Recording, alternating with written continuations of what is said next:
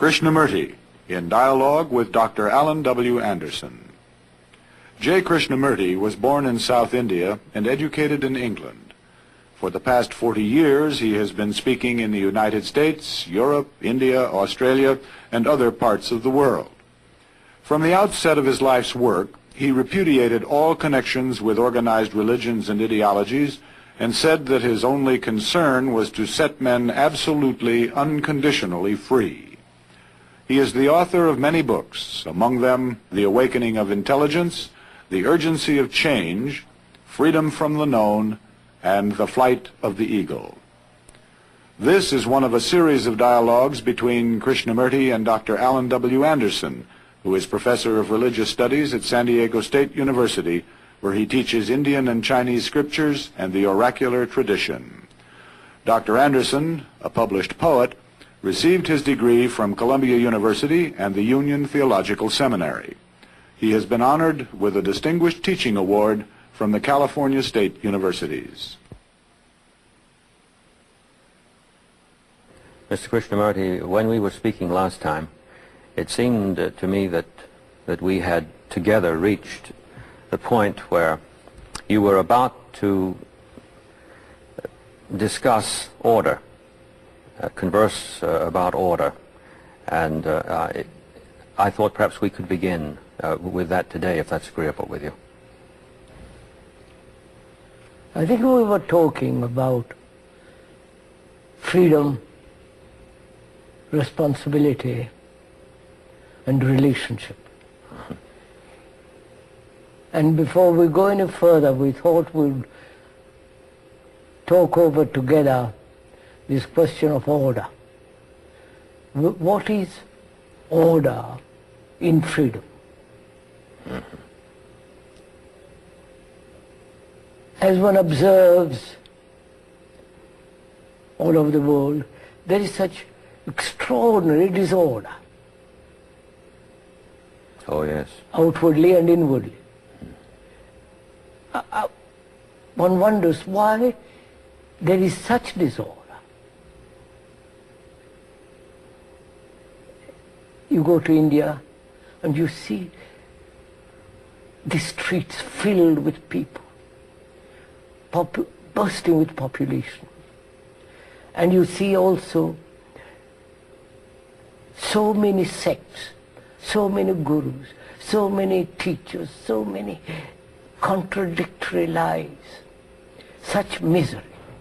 And you come to Europe, there is little more order, but you see when you penetrate the superficial order, there is equal disorder.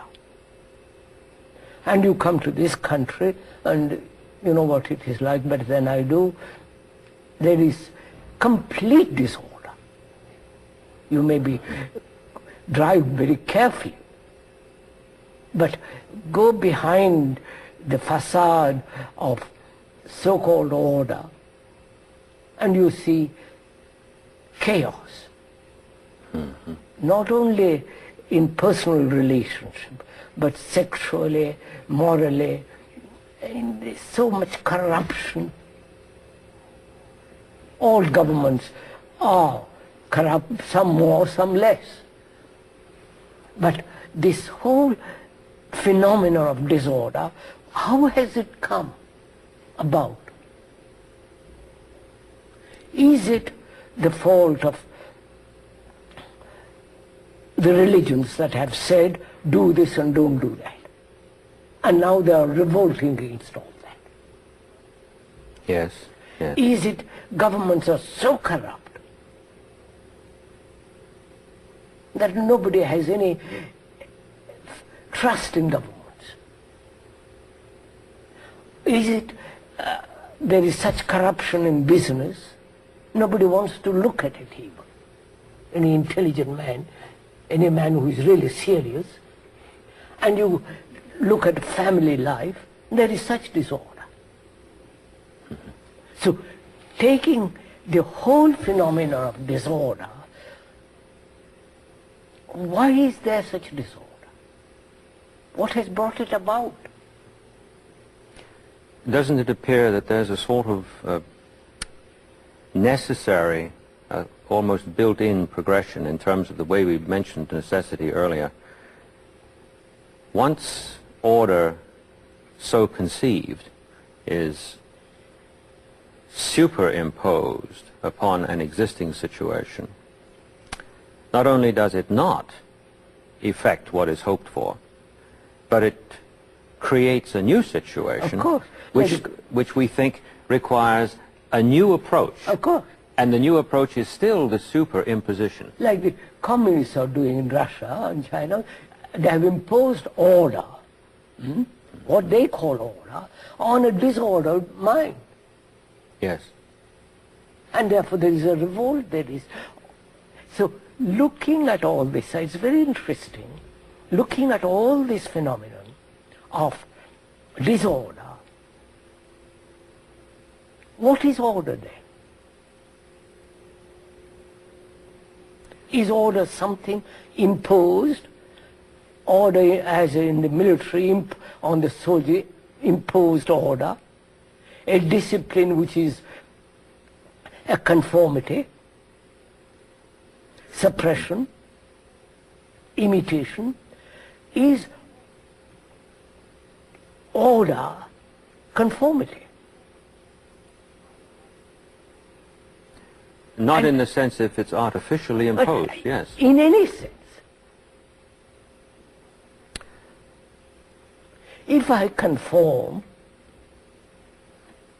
to an order, I am creating disorder. Yes, I understand what you mean.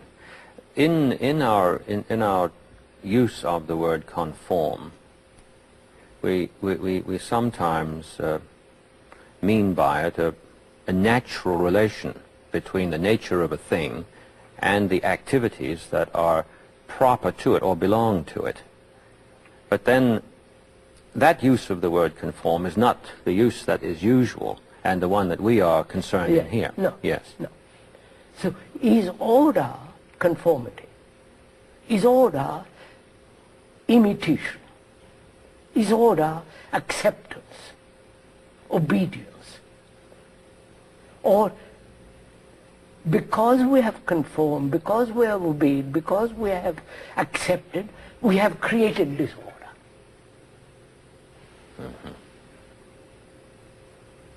Because discipline, in the ordinary accepted sense of that word, is to conform. Yes, we say in English, don't we, to someone who appears to be undisciplined, or who in fact is undisciplined, we say straighten up.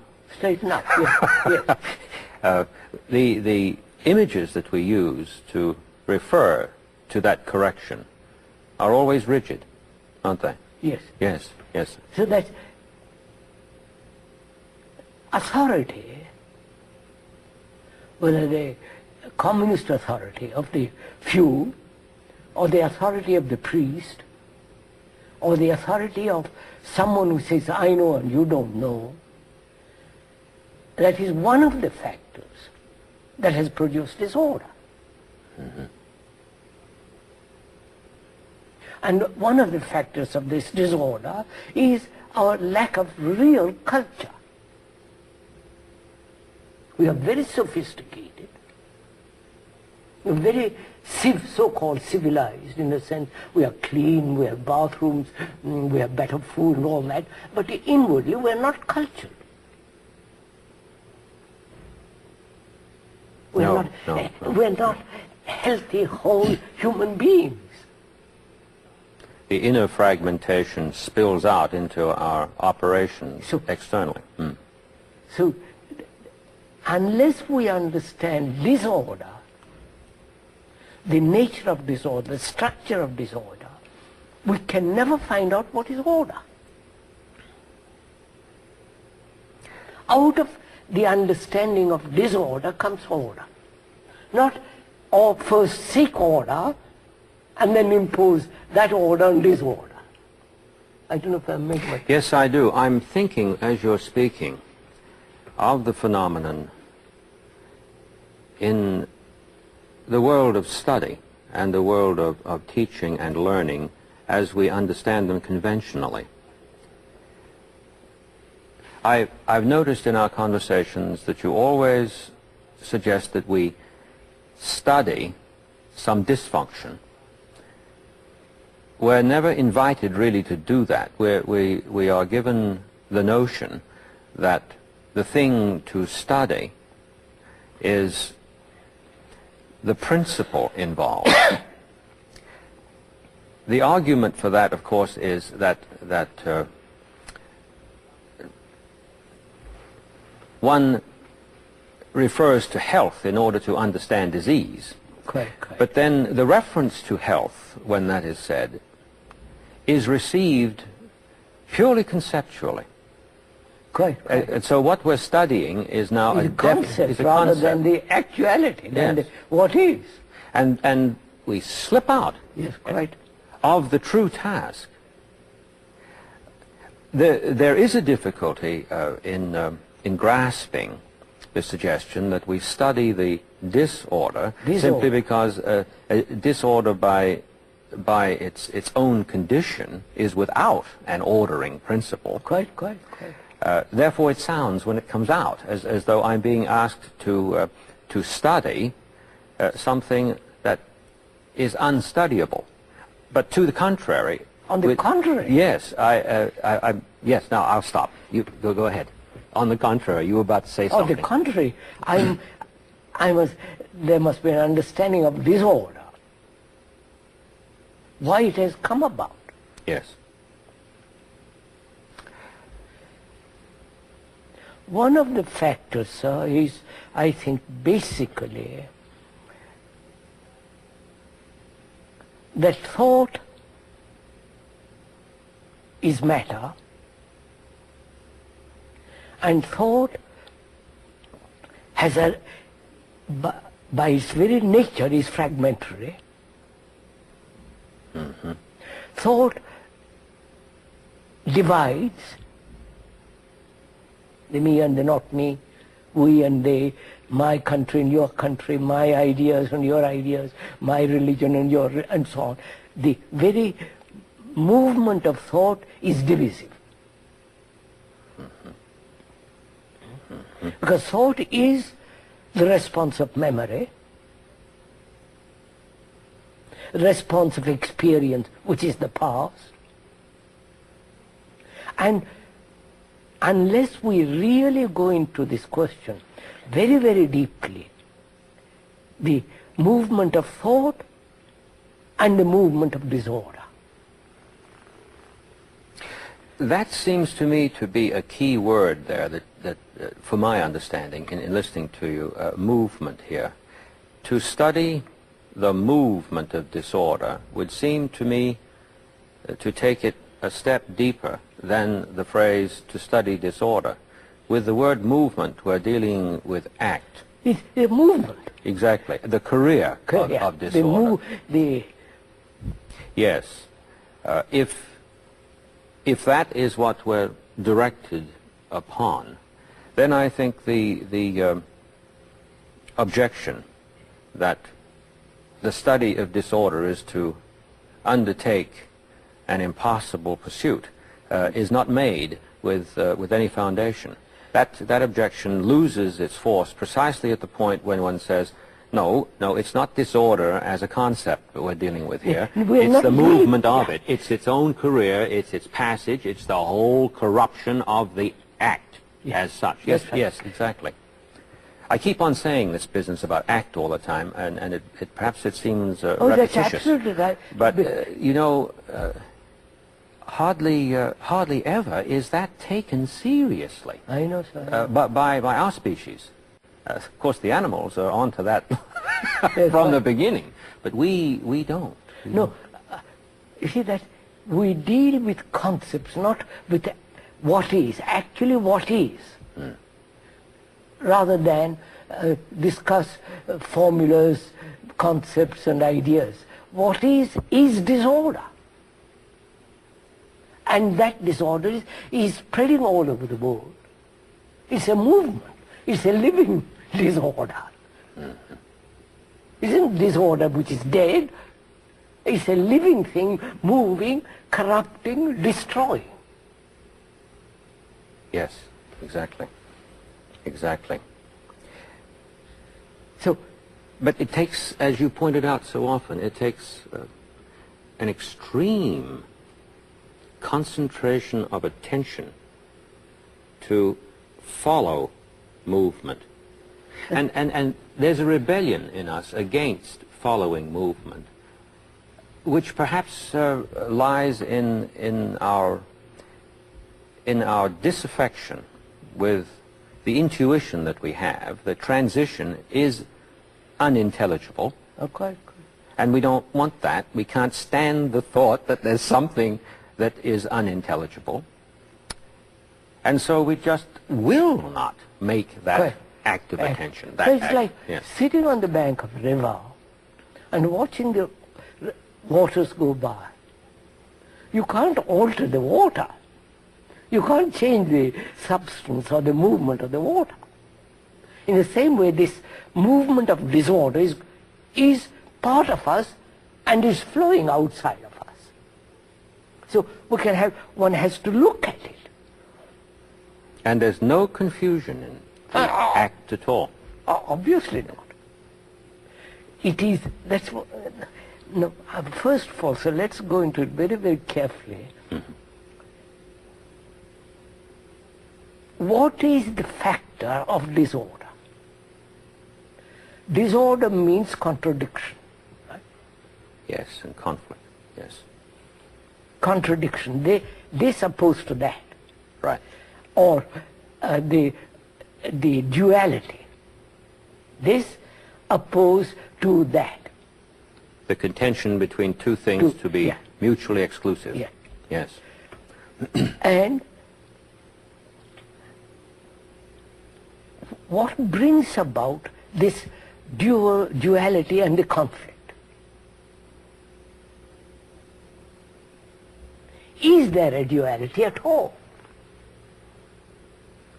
Certainly not in act there is not a duality. That simply couldn't be. There certainly could be said, not even with respect, don't you think, to thought itself and its operation, that there is a dualism. But the duality, of course, is present in terms of distinction, but not in terms of division. Division, that's right. Not in terms of division. Yes, right. yes, So, I follow. I mean, after all, there's man, woman, Right.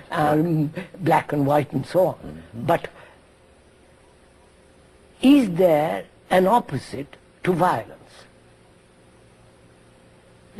Yes, I'm listening very intently. Or only violence?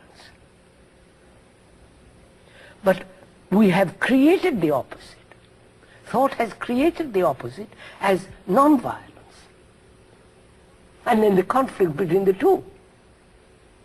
The non-violence is an abstraction of the what is. Mm-hmm. And thought has done that. Exactly. Yesterday I had a difficult time in class over this. I made the remark that vice is not the opposite of virtue. Virtue is not the opposite of vice. And somehow I just couldn't, it seems, communicate that because of the insistence on the part of the students to deal with the problem purely in terms of a conceptual structure. That's, I don't know if you want to go into it now, if it is the right occasion.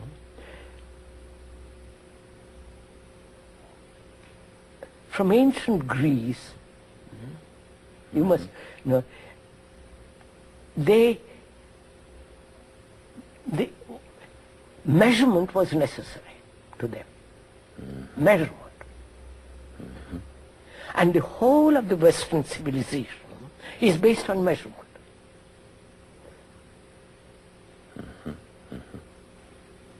Which is thought.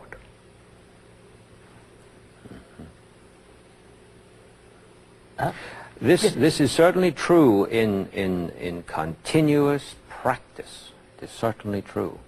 And the irony of it is that an historian looking at the works of the great Greek thinkers would turn around and say at this point, well now, just wait a minute, and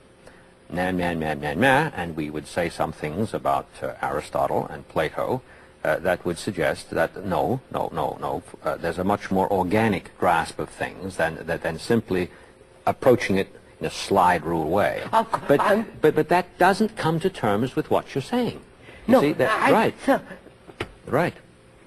you can see what is happening in the world, in the Western world.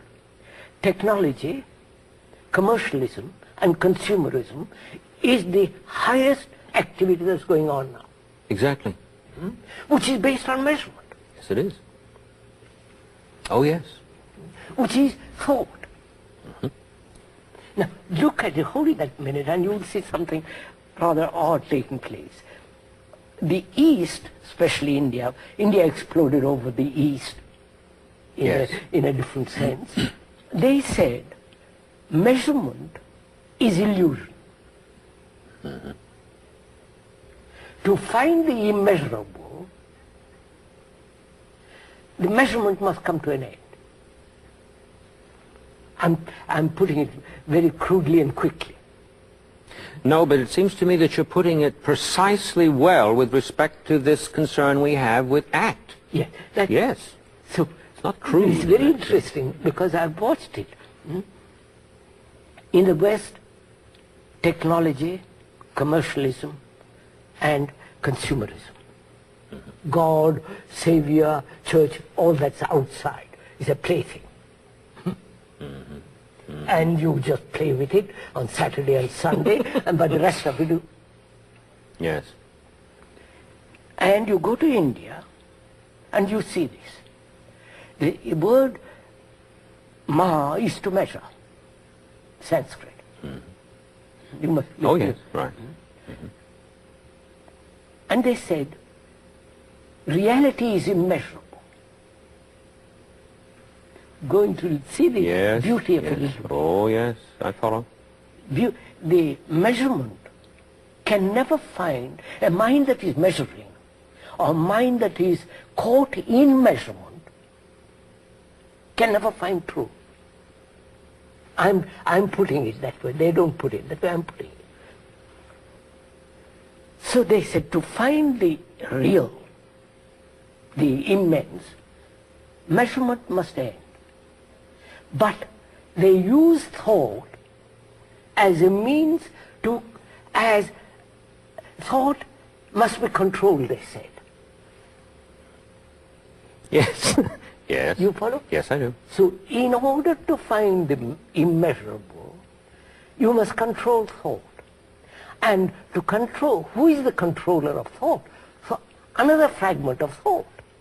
I don't know if you follow. Oh, I follow you perfectly. Yes, I do. So they use measurement to go beyond measurement. Yes. And therefore they could never go beyond it. Yes. They were caught in an illusion of some other kind. But it's still the product of thought. I don't know if Yes. What flashed over my mind as you were speaking was the incredible irony of their having right in front of them, I'm thinking now of the Brihadaranyaka Upanishad, this profound statement that is full, meaning anything that I think is over there, that's full. This that I've divided off from that, this is full. From fullness, fullness issues forth. And then the next line, if fullness is taken away from the full, fullness indeed still remains. Now, there's reading that, you see, but if they approach it in the manner that you've so well described, they haven't read it in the sense of attended to what's being said, because it's the total rejection of that statement that would be involved in thought control. Yeah, of course. Yes. You see, that's what I'm trying to get at. You see, Thought has divided the world physically. America, India, Russia, China, you follow, divided the world. Thought has fragmented the activities of man, the businessman, the artist, the politician, the beggar, the follow. Yes. Fragmented that. Yes, yes. Thought has created a society based on this fragmentation. And thought has created the gods, the saviors, the Jesuses, the Christs, the Krishnas, the Buddha. Mm-hmm. And those are all measurable. In a sense, you must become like the Christ, or you must be good. All sanctioned by a culture which is based on measurement. Once you start with forecasts, as we have classically, then we're going to necessarily move to 5, 6, 7, 400, 4,000, Yeah. an indefinite division, Yeah, that's right. and all in the interest, it is claimed, of clarity. All in the interest of clarity. So unless we understand the movement of thought, we cannot possibly understand disorder. It is thought that has produced disorder. Sounds contradictory, but it is so. Because thought is fragmentary. Yes. Thought is time. And as long as we are functioning within that field, there must be disorder. Which is, each fragment is working for itself. In opposition to other fragments. I, a Christian, am in opposition to the Hindu, though I talk about love and goodness and all the rest of it. I love him so much, I want to see him saved, so I will go out and bring him come into over the to my fold. camp. Yes. Yes. One of the, probably the basic cause of disorder is the fragmentation of thought. I was told the other day that in a certain culture, thought means the outside.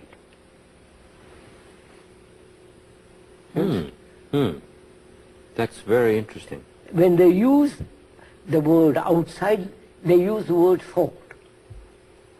And we think it's inside. And that's the whole, you follow? How marvelous, how marvelous. So thought is always outside. Whether you can say I'm inwardly thinking. Thought has divided the outer and the inner. So right. To understand this whole contradiction, measurement, time, the division, the fragmentation, the chaos, the disorder, one must really go into this question of what is thought, what is thinking.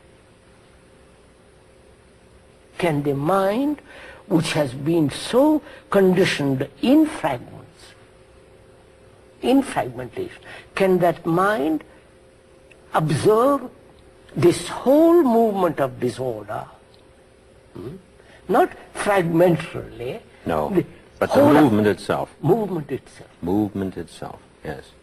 But that's what's so terrifying, to look at that movement. It's interesting that you've asked this question in a way that keeps boring in, because measure is,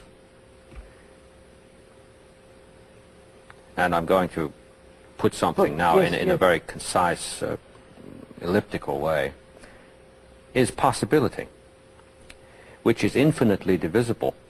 It only comes to an end with an act, And as long as I remain divided against act,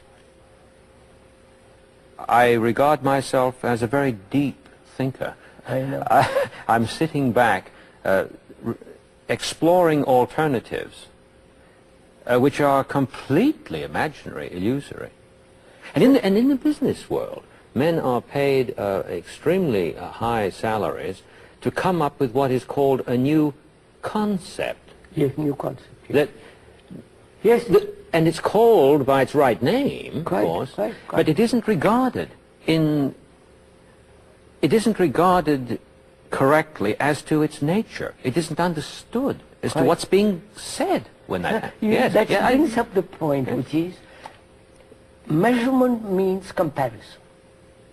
Yes. Our society and our civilization is based on comparison. From childhood in the school to college and university, it is comparative. That's right. And comparison between intelligence and dullness, between the tall and the black, white and purple and all the rest of it. Comparison of success. And look at also our religions. The priest, the bishop, the hierarchical outlook, ultimately the pope or the archbishop. The whole structure is based on that comparison, which is measurement, which is essentially thought. Yes.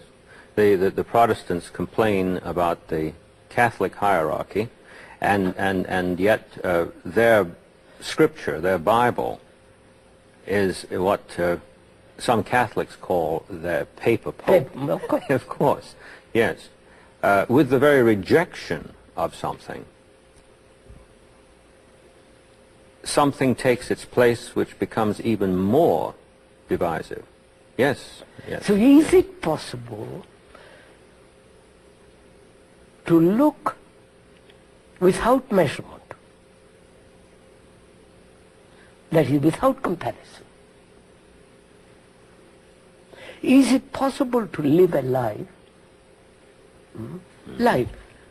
living, acting, laughing, the whole life, living, crying, without a shadow of comparison coming into it? So this, I have done, I'm not boasting, or I'm just stating a fact. I've never compared myself with anybody.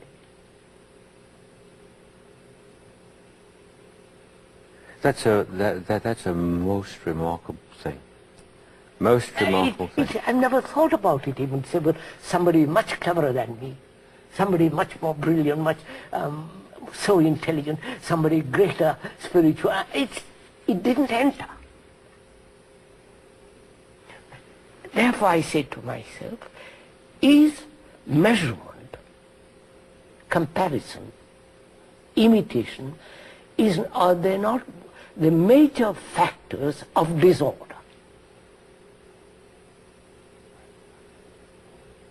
I've had a very long thought about what you said a few conversations ago about when you were a boy, and you never accepted the distinctions that were employed in a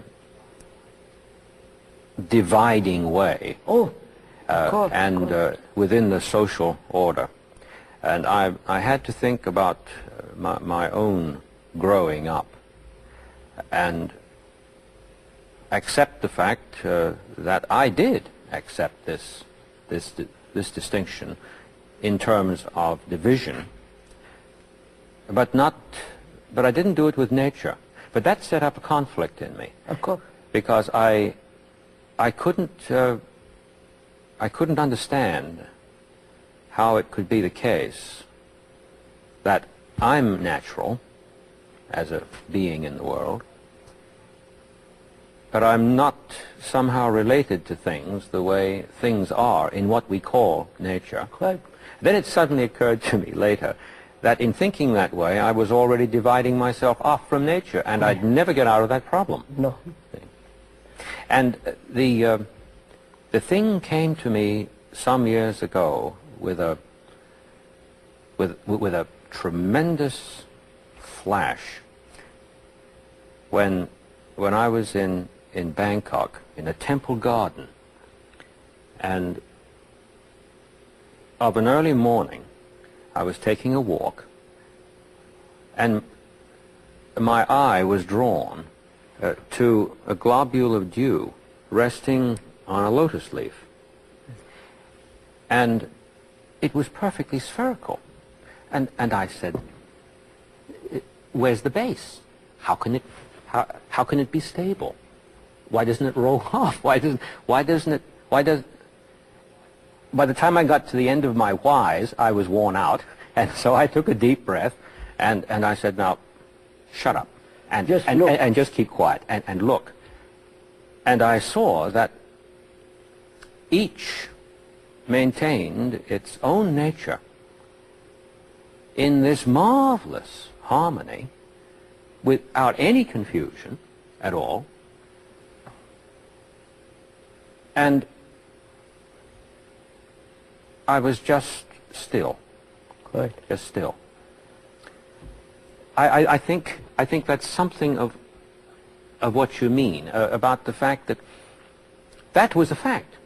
That just remain with the fact. Look at the fact. That marvelous globule on that leaf is the fact. Yeah. Is what is the act. Is what Right, is done. right. Isn't that what? Right. Yes. So from this arises, can one educate a student to live a life of non-comparison? Bigger car, lesser car, you follow? Mm-hmm. Dull, you are clever, I am not clever. What happens if I don't compare at all? Will I become dull? On the contrary. I am only dull, I know I am dull only through comparison. If I don't compare, I don't know what I am. Then I begin from there. Yes, yes, yes. The world becomes infinitely accessible. Oh, then Yes. the whole thing becomes extraordinarily different. There is Yes. no competition, there is no anxiety, there is no conflict with each other. This is why you use the word total Yes, sir. often, isn't it? In order to express that there's nothing drawn out from one condition to the other. There's no link there. There's no bridge there. Totally disordered. Totally order. Absolutely. Yes, and you use the word absolute often, which it terrifies many people today. So, after all, mathematics is order. Oh, The yes. highest form of mathematical investigation, you must have a mind that's totally orderly. The marvelous thing about math, too, is that whereas it's the study of quantity, you don't make passage from one integer to another by 2 getting larger. 2 stops at 2. 2.5 is no more 2. Somehow that's the case. Yes. But a child, when he's taught mathematics, is never introduced to that that I've ever heard of. You see, our teaching, our everything is so absurd. Is it possible, sir, to observe this movement of disorder with a mind that is disorderly itself, and say, can this mind observe disorder, this mind which is already in a state of disorder? So disorder isn't out there, No. But in here. Now, can the mind observe that disorder without introducing a factor of an observer who is orderly? Who will superimpose? Yes. Therefore, observe perceived disorder without the perceiver. I don't know Yes. if I'm making Yes, sense you at are. all. Yes, you're making sense. That is, to understand disorder, we think an orderly mind is necessary. As over against the disorder. Disorder. But the mind itself has created this disorder, which is thought and all the rest of it. So can the mind not look at disorder out there, but the maker of disorder which is in here?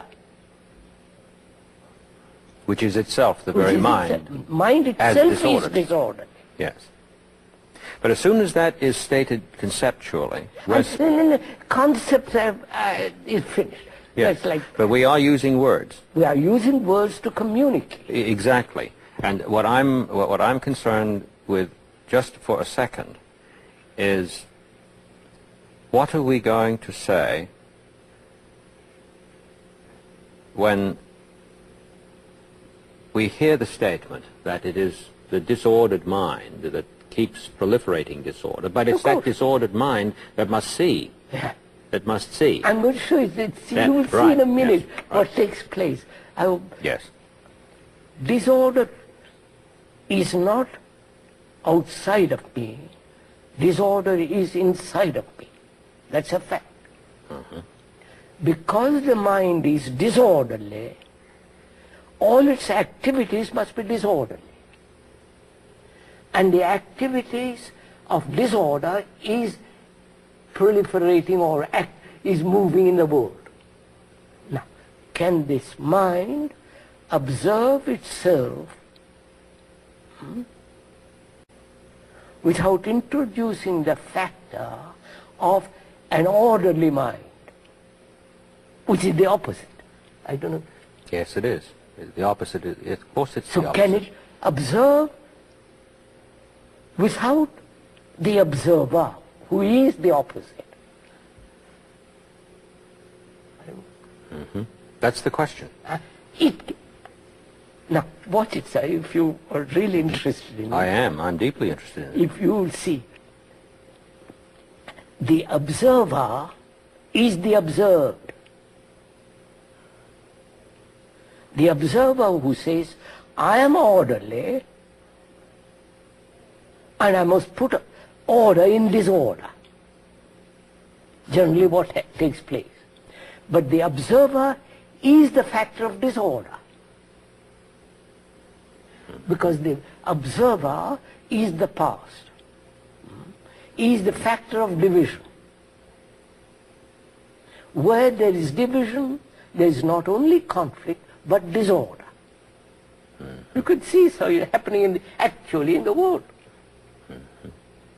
I mean, all this problem of energy, all this problem of war, peace and all that, can all be solved absolutely when there are not separate governments, sovereign armies, and say, look, let's solve this problem all together, for God's sake. We are human beings. This earth is meant for us to live on. Not Arabs and Israelis and America and Russia. It's our earth. And it's round. Yes. But we will never do that because our minds are so conditioned to live in disorder, to live in conflict. And vocation is given a religious description in terms of the task of cleaning up the disorder with my idea of order. Or your idea of order is the fact that has produced disorder. Exactly. So it brings up a question, so it's very interesting. Can the mind observe itself without the observer? Mm-hmm. Because the observer is the observed. Disorder, the observer who says, I will bring order in disorder, that observer itself is a fragment of disorder. Mm-hmm. Yes. Therefore it cannot never bring about order. So can the mind be aware of itself as a movement of disorder, not trying to correct it, not trying to justify it, not trying to shape it, just to observe. I said previously, to observe sitting on the banks of a river and watch the waters go by. You see, then you see much more. Mm-hmm. But if you are in the middle of it swimming, you'll see nothing.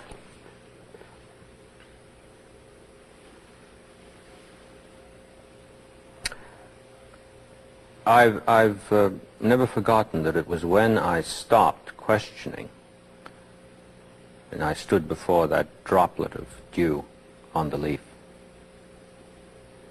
that everything changed. Totally. Right. Totally.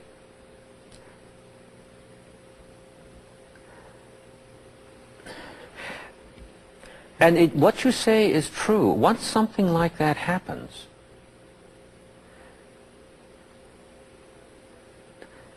there isn't a regression from it. Oh, no, sir, Yes. it is not once, it is... Forever. Yes. It's Yeah. not an incident that took place. It is, my life is not an incident, it is a movement. Exactly. And in that movement I observe this movement of disorder.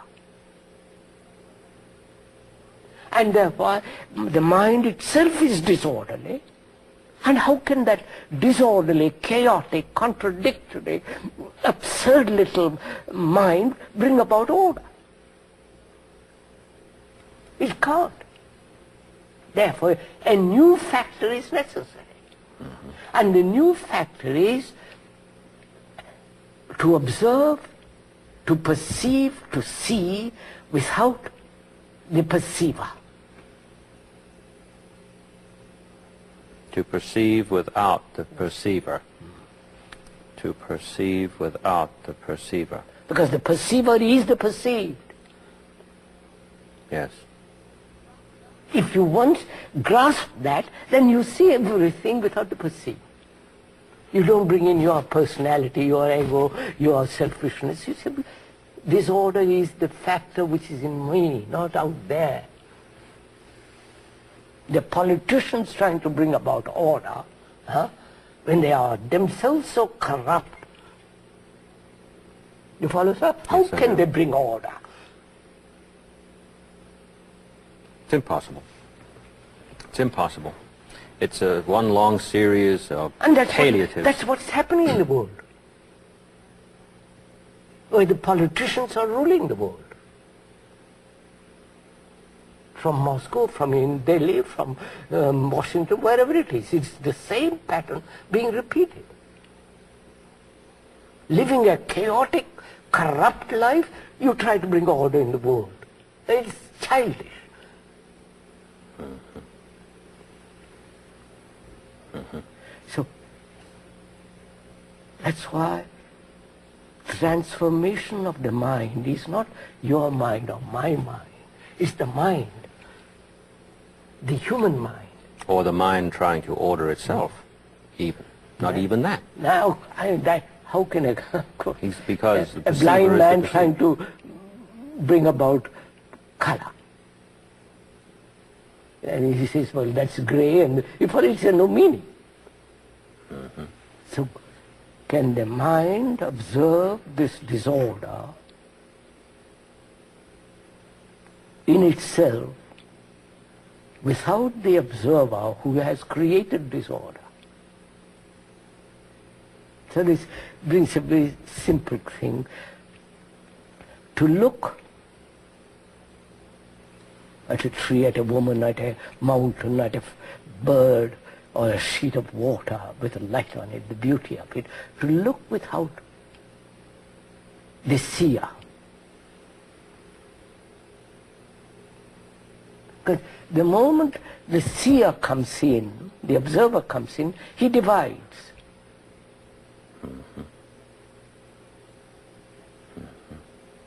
And the division is all right as long as it's descriptive. But when you are living with living, that division is destructive. I don't know if you have noticed. Yes, what was running through my mind was this continuous propaganda that we hear about the techniques that are available to still the mind. But that requires a stiller to do the stilling. No, and so that is absolutely, I'm using your words, absolutely and totally out of any possibility of attaining. But yet, you see, that's what the gurus are doing. Yes, I do understand. The imported gurus and the native gurus are doing this. They are really destroying people. You follow, sir? We'll talk about when the occasion arises. What we are now concerned is measurement,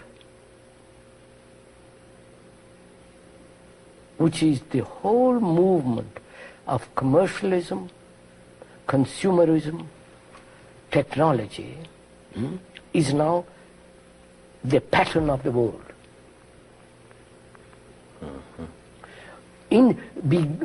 Begun in the West and made more and more and more perfect in the West, and that's spreading all over the world. Go to the most smallest little town in India or anywhere, the same pattern being repeated. And the village you go, and they are so miserable and happy, 1 meal a day start. But it is still within that pattern. And the governments are trying to solve these problems separately. You follow? France by itself, Russia by itself. It's a human problem. Therefore, it has to be approached not with a Washington mind or a London mind or a Moscow mind, with a mind that is human, that says, look, this is our problem, and for God's sake, let's get together and solve it. Which means care, which means accepting responsibility for every human being. So this would come back, as we said, order comes only with the understanding of disorder. In that there is no superimposition, in that there is no conflict, in that there is no suppression. When you suppress, you react, you know all that business. So it is totally a different kind of movement, order. And that order is real virtue.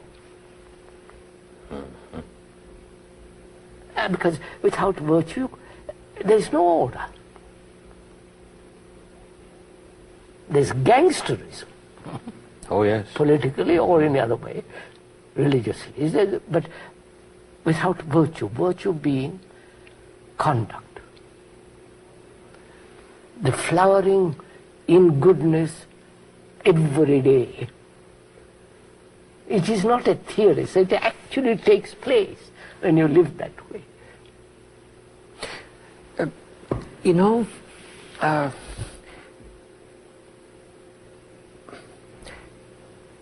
the hexagram in the I Ching called conduct is also translated treading. Treading, meaning a movement. Of course. A movement. And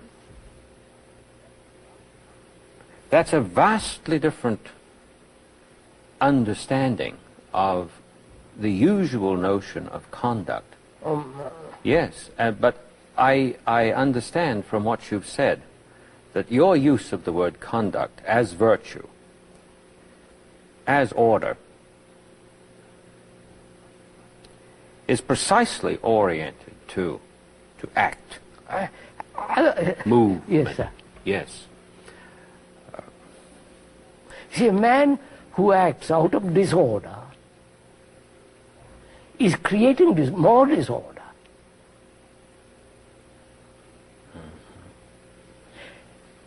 The politician, look at his life, sir.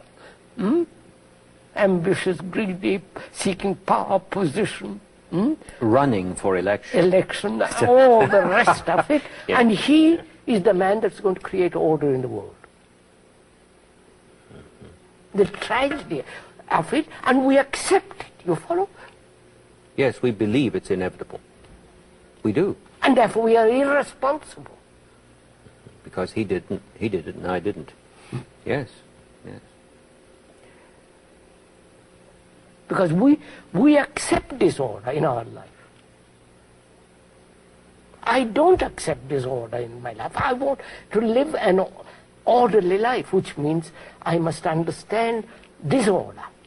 And where there is order, the brain functions much better. There is a miracle here, isn't there? Absolutely. That's the miracle. There's a miracle here. As soon as I grasp the movement of disorder, The mind grasps. Yeah. yes, behold, there's order. That's just it, sir. That's truly miraculous. Perhaps it's the one and only miracle. Well, there are the miracles, but I mean, in the deepest sense of the word, Oh, yeah. all of them would have to be related to that, or we wouldn't have any of them, is what I meant. The real heart, the real core. That's why, sir, relationship, communication, responsibility, freedom, and this freedom from disorder is a great sense of beauty in it. You know, a life that is beautiful, a life that is really flowering in goodness. Unless we bring about such human beings, the world will go to thought. Yes. This is what's happening. And I feel it's my responsibility. And to me that I'm passionate about it. It's my responsibility. To see that when I talk to you, you understand it, you live it, you function, move in that way.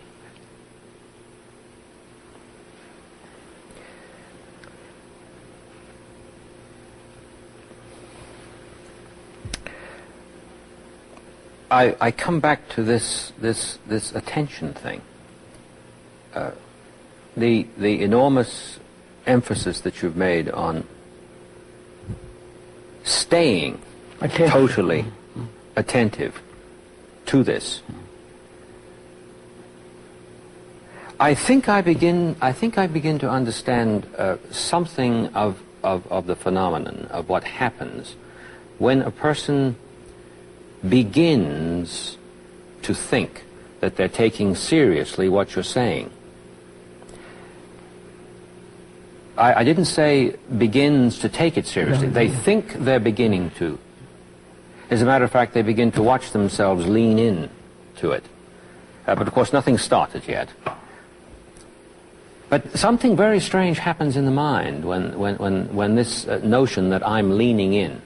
I start to get terribly afraid.